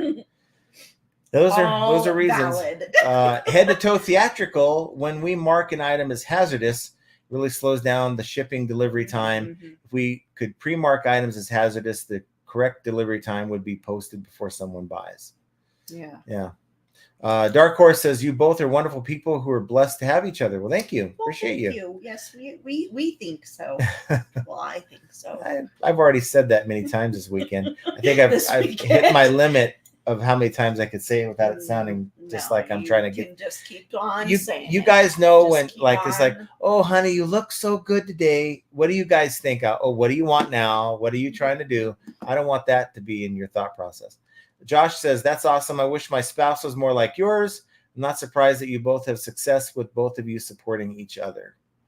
Yeah, I mean, in order to do this job, you really have to. It's very difficult. I've talked to a few resellers that their wives are not on board with this job, and it makes it very difficult for them. So what's the way to change that, right? What is the way to change that perception? Because obviously your spouse has a perception about what you're bringing in, right? And it almost always boils down to the money, right? How much are you contributing to the household, right? And this is one of those controversial, tough subjects, but I think it needs to be talked about. Maybe involve him or her more with what's going on, what you're doing, what you need to do better. Let them know, hey, check out these other sellers or tearing it up. They want to go thrifting with you or shopping with you, or and show them how you do your business. Show them, hey, look, I got this book at the library. They were selling it for 25 cents, but I can turn around and resell it for $50. I really think, though, I think at this point, because if books were doing well for you, we wouldn't be having this discussion. Yeah. I think if you enjoy the books, you know where to find them. It's just something that you do. Keep doing it, but spend more time finding the things that are going to sell, because really, I don't know anything about you really, but I'm just kind of guessing from my own life experiences and dealing with other people. I'm thinking it's more about the money than anything else. So now you're showing her, wow, we're making a killing with these things. Now maybe her perception will change of reselling. Yeah. Absolute affluence. I think focusing on one platform is the best, like just eBay or just Posh. I have Poshmark account and I'm an ambassador too, but the majority of my sales are on eBay. Yeah, that's the same as us. Yeah, I mean, you gotta do well. I mean, find a process that works well on eBay for you, right? But a lot of these softwares like TreeCat, it simplifies it. You're only spending a little bit of time to get your items out in front of more people. The focus should still be on eBay, right? But you take a moment to see, how did I do on Posh? How did I do on Mercari? I think it adding 10 to 20% extra revenue is worth doing it. Major win. I've been working since I was 12. I worked in the school cafeteria as a cashier. 500 every 2 weeks felt like a total fortune. I know, right? Yeah, it is a fortune when you don't have bills, right? Yeah. When your parents are paying the bills, you're getting free room and board. It's like free money. He said, for the record, had to get a special permit. It was not child labor. Well, I remember when I was 15, I had to get a worker's permit through the high school when I was in 9th grade. But I remember getting a job under the table at 12 at a gas station, and I think I made like $2 to $3 an hour was what he paid me. I was under the table. It was like awesome. Like, I'll help to clean the pumps or pump the gas or whatever. I remember one time some guy came in and they paid with the Buffalo nickels. And what is a Buffalo nickel? It's the nickel that had the buffaloes on the bottom. And I thought I hit the jackpot. So I bought them, and I don't know what the hell I did with them. I probably bought candy with them or something like an idiot kid. Biff Boffo, I like to cook 3 days per week, but 5 days per week starts to diminish the fun. Unfortunately, the restaurant needs me 5 days per week right now, and I'm a team player. There you go. Do what you got to do. Go team. Nissa says, Todd is a heart of gold. No, he isn't. I love Todd. So he does not have grandchildren. I didn't know that. I know he has 2 boys, right? Nope, not a grandpa. This one. My boys can't figure out what women are for. That's terrible. Beard says, sometimes running a train is expensive. That sounds like a bad personal experience gone wrong. I don't know. We have to talk about it on your live on Friday night. Absolute Affluence says, what does stating you are a millionaire have to do with anything other than saying that for a reason? True wealth whispers. That's very true. I agree. Yeah. You know, this guy, he spends money like it's going out of style. It's he actually even showed me his bank account. He's like, he is a millionaire. I know that. But it's like, why do you need to, right? Yeah. Maybe it makes you feel good about yourself. Maybe there's something. It's like I have another friend. He has this thing. He likes to play poker. He likes to play roulette. When he wins at poker and roulette, he's sending me texts showing me like big stacks of chips, right? And I'm like, okay, I never get a message from him when he's losing. So it has to be an ego thing, right? I don't know. I don't know what it is. Devon says, I went to estate sales. Boy, have they gotten expensive. I don't go to estate sales. I can imagine. Absolute Affluence says, I think you get to a certain point when you're at a yard sale. If you have been in this for a while, you'll know that it's valuable and quality without having to look it up. Yeah. But if you're an everything seller, this is the challenge I gave you guys like a week ago. I challenge you guys, when you go to the yard sale, look up one item at every yard sale that you have no idea what the value is, and learn something about it and see if it's worth buying. I don't know if anyone ever took that advice, but I think it's a good practice, even if you're just learning stuff that you don't know about. So that way, the next time you see it, you're like, yeah, I've seen that before. It's worth $80 or whatever. Mm-hmm. Biff says, I don't cook at home when I work in restaurants. Very few professionals cook at home. We eat on the job and go out on days off. When I was reselling full time, I was baking my own bread. It changes. The thing about cooking, if you're a good cook at home, right? There's something that sucks about going out to eat, because it's like, this sucks. I can make it a lot better. I do that all the time. Like with barbecue, I'm like, yeah, I can't believe they're charging X amount for this barbecue. It sucks compared to what I can do. SCG Collectibles, that comic is selling for around $30,000 to $50,000 right now at that grade. Wow. Yeah. He paid 25. He said I had to, it was actually 25,000. He paid 27,000. He said it was 25,000, but I had to pay $2,000 in tax.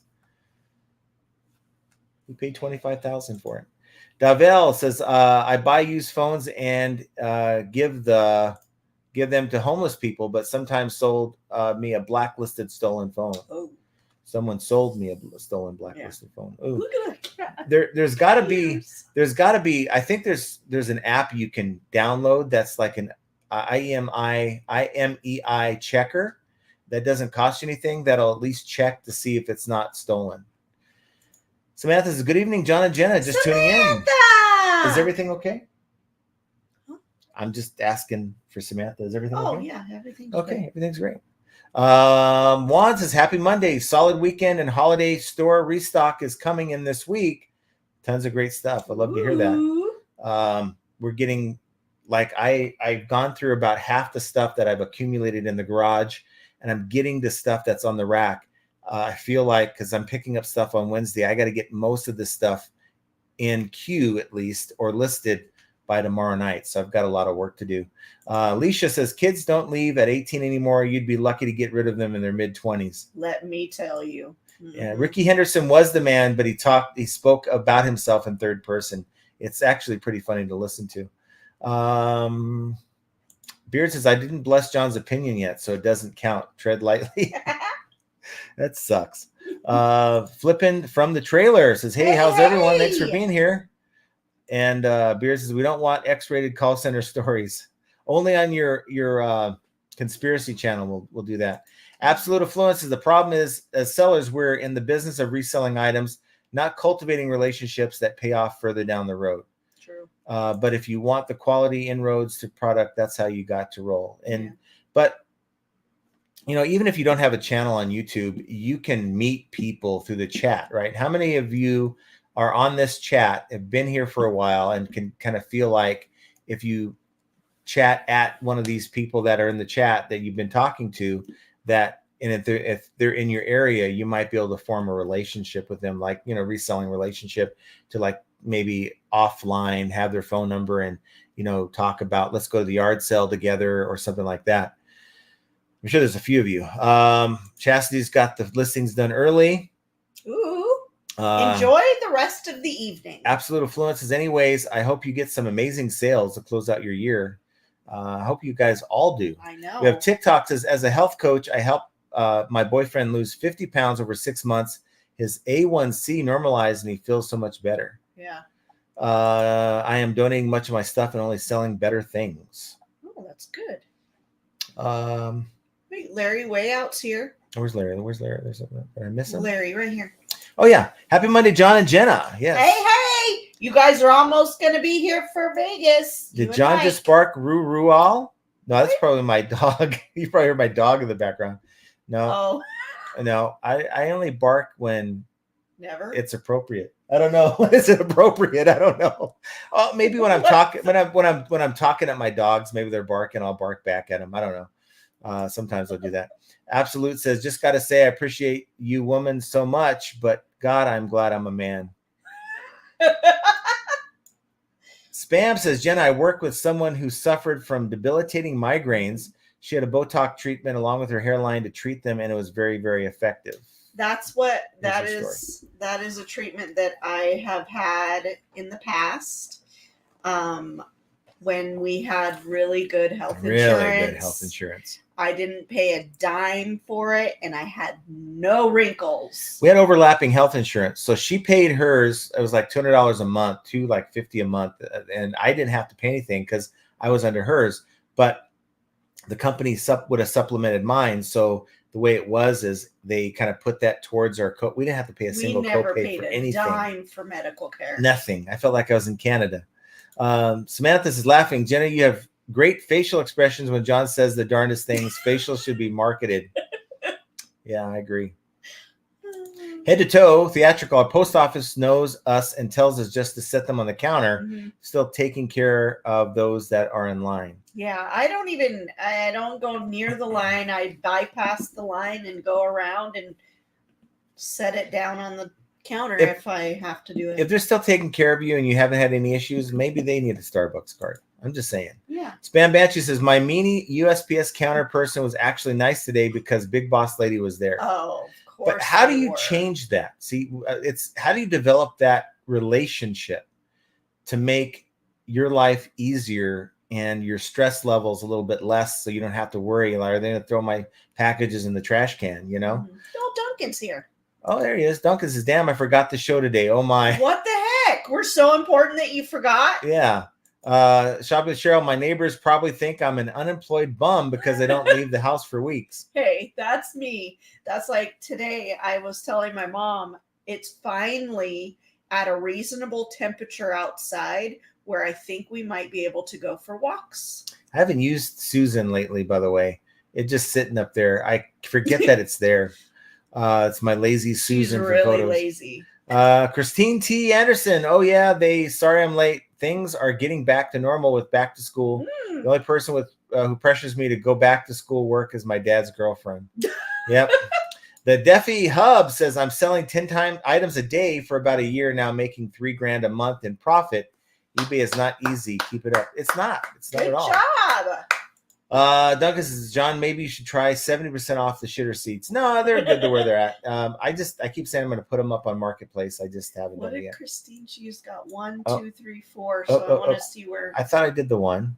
You did. One, Okay, the only person who pressures me. Okay. 2. 2, I blocked someone for asking me what color of ivory a shirt is: yellow ivory, white ivory, tan ivory, or beige ivory. I would have too.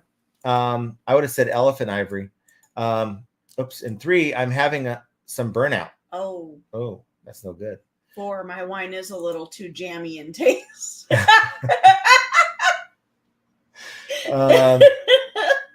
Devon, 120 to ship to Puerto Rico. Yeah, it was crazy, and it was only I think it was a 12-pound package. Yeah, that's 14 pounds. Is it a 14 toilet pounds? seat? No. Oh, okay. I told you it was the shower sitter. Not that one. Okay. But the rolling one. Larry, way out. Put the app on the spouse's phone and set it up so it dings when you make a sale, showing them how well you're doing. That's a good idea. Chastity, I took the challenge, bought some golf Nike balls. I never look at sports stuff. All right. Yeah, good idea. Yeah, and you bought them. Now, did you sell them? That's we are next so thing. behind. How is this possible? It's 452. I'm at 444. What are you talking about, man? Swamp picker. Swamp picker.